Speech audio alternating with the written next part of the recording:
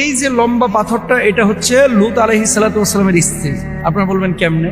উনি মূলত অবাধ্য হয়েছিলেন, এমন আযাব দিয়েছেন, ওই তখন যে পাথর বানিয়ে দিয়েছিলেন ওনাকে, আজ পর্যন্ত এই পাথরটা ওইভাবেই ওই ডেড সির উল্টা দিকে আল্লাহ রাব্বুল আলামিন রেখে দিয়েছে। আর আরেকটা জিনিস দেখেন, এখানে দুইটা পাথর আপনারা দেখতে পাচ্ছেন, এই লম্বা পাথরের পাশেই এটার আকৃতিটা দেখেন, দুইটা পাথর একটা আরেকটাকে চুমু দিচ্ছে, এরকম আকৃতি। এই দুই পাথর একটা আরেকটাকে চুমু দিচ্ছে। এটার নিচে দাঁড়ানো আছে আমি, এই যে ছবি। কেন বললাম এই কথাটা?